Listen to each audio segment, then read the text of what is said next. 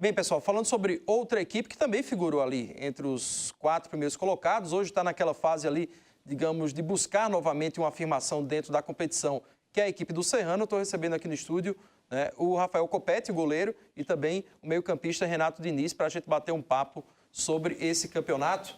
Primeiramente, boa noite a você, Rafael. É você que vem do sul do país, como é que está vendo aí essa disputa de um campeonato paraibano, que para muitos, às vezes, poderia passar apenas por 13, Campinense e Botafogo, que são os 3 maiores times do estado, mas né, as outras equipes têm mostrado que as coisas não são tão simples assim, né? Boa noite. Boa noite a todos. É um campeonato bem equilibrado, cara. Eu também, sinceramente, antes de começar o campeonato, eu não esperava que fosse tão equilibrado assim. E a gente vê hoje que a gente está na 7ª posição, a nossa equipe, e a gente está a 2 pontos do G4. Então, está um campeonato muito equilibrado, muitas equipes qualificadas, né? É verdade. Renato, boa noite a você também. Né? Como é que está sendo para você que conhece mais aqui o nosso futebol, essa experiência, né? E de que forma você vê que os ditos, entre aspas, pequenos podem surpreender? Passa um pouco, às vezes, por instabilidade dos grandes, passa apenas por se dedicar no dia a dia, ou é uma soma de fatores? Boa noite. Boa noite a todos. O Campeonato Paraibano, ele é muito disputado. Disputei ano passado, esse ano disputo pela 2ª vez. E esse ano está sendo diferente por causa do investimento dos clubes pequenos. Você vê o caso aí do Internacional, do Serrano, CSP, Alto Esporte, times teoricamente pequenos, mas que em condição de estrutura, logística de trabalho, têm oferecido uma boa base para os atletas. Então, acho que em consequência disso é simbolado na tabela. Você vê que os times que estão fora do G4 estão a 1, 2, 3 pontos de estar ali em cima. Então, sem dúvida, o Campeonato Paraibano esse ano é um campeonato muito competitivo. É verdade. Para vocês, a prova desse nivelamento passa, vou dar um exemplo aqui, principalmente por 2 casos. O caso de um Souza, né, que é representante do estado na Série D, né, sempre está figurando entre os principais, só que teve um começo de campeonato desastroso, né, e hoje o Souza já sonha mais alto em, quem sabe, chegar ao G4, coisa que há 2, 3 rodadas praticamente ninguém imaginava que isso poderia acontecer. Isso mostra, né, um pouco desse nível, porque com exceção do Paraíba, né, que não consegue ali sair da zona do rebaixamento, e do Botafogo, que deu uma deslanchada ali na liderança, essa alternação aí de posições, ela tem sido um dos marcos desse campeonato, né, Rafael? Até a questão, quando a gente foi para o Sertão, a gente fez 2 jogos seguidos, primeiro contra o Cajazeiras, depois contra o Souza. O Souza veio jogar, acho que foi em João Pessoa, e acabou vencendo o Alto Esporte. E depois a gente acabou perdendo para eles.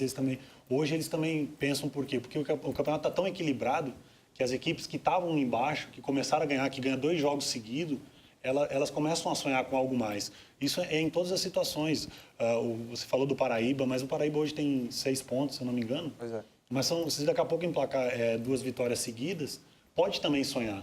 Então, isso mostra o equilíbrio que está esse campeonato, como ele está sendo muito bem disputado. Como é que é para vocês essa questão assim de jogar em casa, entre aspas, porque joga no Amigão, né? A gente está vendo, inclusive, a atuação do Serrano aí no estádio Amigão contra a equipe do Botafogo. Né? Essa questão de jogar em casa, mas é um em casa onde, às vezes, o torcedor do adversário vem em maior número, né? Como é o caso de 13, Campinense e Botafogo, que são os que os torcedores acompanham ainda mais, Renato. Para vocês sempre estão jogando fora de casa, né? Ou a questão do treinamento, do dia a dia, ainda faz alguma diferença em relação ao campo de jogo?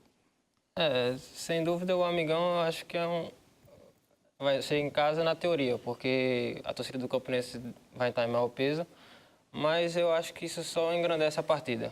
É muito melhor um jogo com torcida, um jogo com mais visibilidade, jogar contra o time que vem buscando aí o tricampeonato. Então, a gente tem que olhar para o lado bom.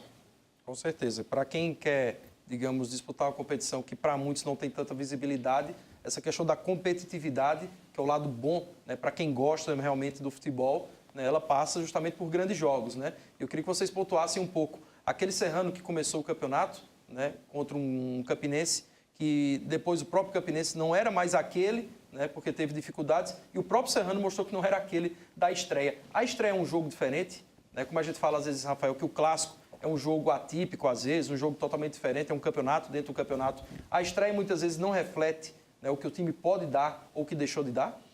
No nosso caso, a nossa equipe, nesse jogo do Campinense, da primeira rodada, eu tinha chegado na noite antes do jogo, então não pude jogar por por documentação e coisa.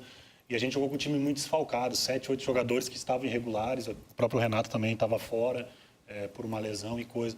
E depois a gente conseguiu encaixar uma sequência de vitórias, de 2 vitórias e um empate fora. Isso acabou ajudando a nossa equipe a criar uma gordura na frente, porque a gente sabia que a nossa parte final do primeiro turno da rodada ali, a gente ia pegar jogos difíceis e principalmente jogos fora. A gente pegou 3 jogos praticamente seguidos fora, né? Então a gente sabia que a gente precisava fazer uma gordura antes para a gente ter isso aí na frente. Pois é interessante. É um campeonato, né, que eu repito, o Internacional, que também é uma equipe que não é das mais, de longe, das mais badaladas, não tem tradição, não tem torcida. A casa também é João Pessoa, mas ninguém sabe de onde o Internacional realmente é, né? Caladinho hoje está ali também numa briga semelhante à de vocês, digamos que numa fase um pouco melhor, né? Não começou tão bem, depois deu uma subida, o Serrano deu uma caídazinha, mas questão de poucos pontos ali, você muda a situação a cada rodada. Como é que vocês prospectam aí esses jogos de volta? Quando o treinador, no dia a dia, conversa, em meio às palestras, pré-eleição,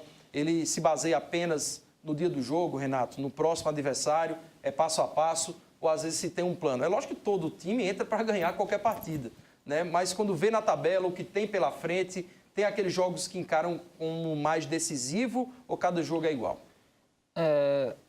A gente sempre deixou bem claro que o nosso primeiro objetivo nesse campeonato é a permanência na primeira divisão.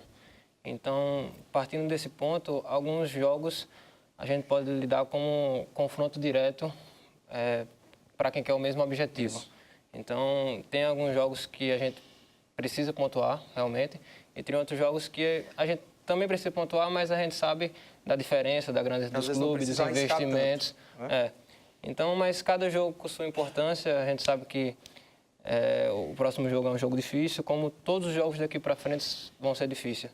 Mas a perspectiva é boa, eu acho que nosso time já vem mostrando uma cara, já vem com uma sequência aí de 5, 6 jogos com uma base boa, e quem entra bem também, entra para somar. Então eu acho que, se Deus quiser, vamos fazer um bom segundo turno. Pessoal, agradecendo aqui a vocês pela participação, também a diretoria do Serrano, né, o Dagberto, todos aí da assessoria também. Eu tenho dito aqui já desde o início, não pela proximidade, tanto com o Luciano Silva quanto com o Dudu, né, Dudu Medeiros, que são pessoas aqui, o Luciano é lá do Sul também, mas já tem uma identidade grande aqui com Campina Grande, inclusive constituindo família aqui, que a proposta do Serrano me agrada muito.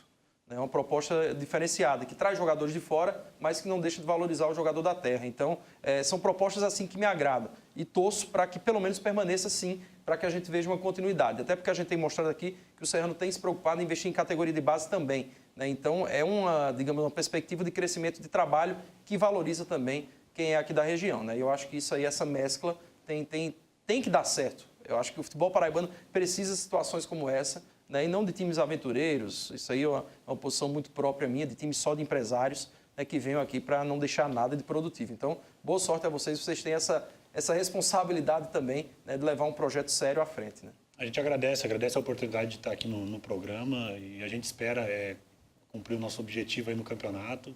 E eu quero fazer um pedido também ao pessoal de Campina Grande, tanto o torcedor do 13 quanto do Campinense, que quando a gente não jogue contra, que possa torcer, porque a gente é um time da terra aqui, é um time que tem bons valores. Eu, particularmente, já tive em muitos outros clubes aí, mas tem bons valores nessa terra aqui, e acho que deve ser valorizado o futebol paraibano, sim. Eu até brinquei que o Serrano seria uma espécie de portuguesa aqui da Paraíba, quando lá em São Paulo todo mundo dizia que a Portuguesa era o segundo time do coração, né, de quem torcia para Santos, Palmeiras, Corinthians.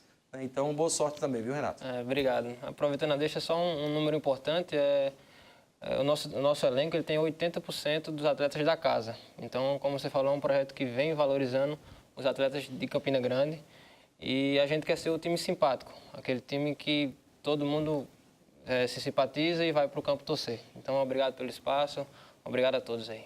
Tá certo. Boa sorte. Então, pessoal, a gente faz mais uma pausa agora. Depois, destaque ao mercado da bola e também Copa do Nordeste. Até já.